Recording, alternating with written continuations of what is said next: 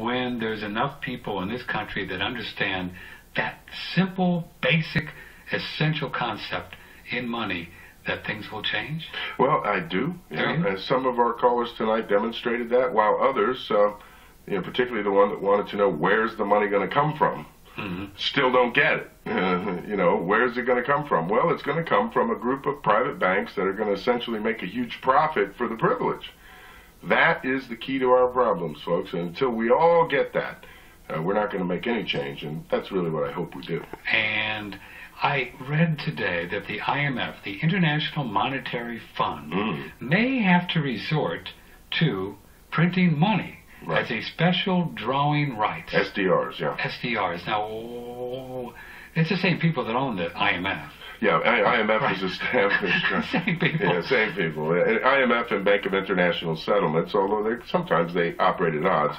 But the IMF was given the ability to have special drawing rights from our Treasury.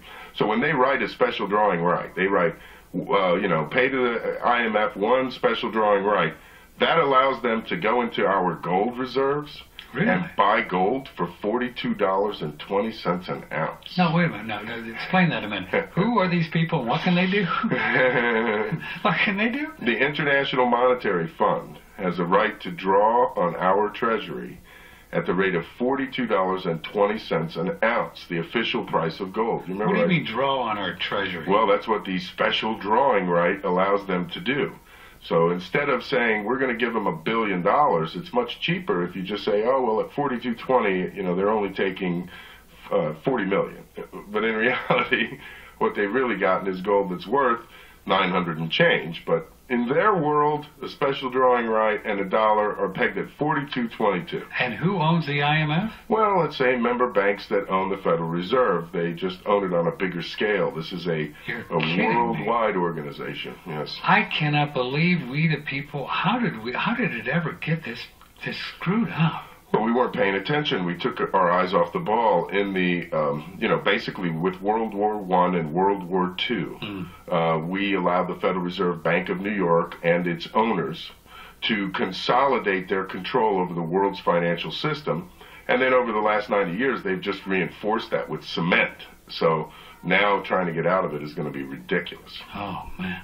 That's a very spooky story that you just laid out there, these special drawing rights. Yes. I'd never heard about that. Most people have not heard of them, and that's how the IMF draws its funds from its members, by special drawing rights. And so the J.P. Morgans of the world, the Citigroups, the Goldman Sachs, the Shanghai Bank of China, it's the same people that are in there in this IMF? Indeed. If you look at the history of World War I and II, especially World War II, under the trading with the enemy circumstances, the Bank of International Settlements and the IMF, actually more to the Bank of International Settlements.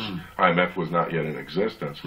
The BIS actually sat around the table during World War II with representatives from the Bank of England, the Federal Reserve Bank, and the Bundesbank and the Bank of Italy. So, while on the battlefield they're killing each other by the thousands, inside the boardroom it's all business as usual. And, no crisis in the boardroom. Always about the money, isn't it? Yes, it is, yeah. Just follow the old money. All you have to do. Christians and Muslims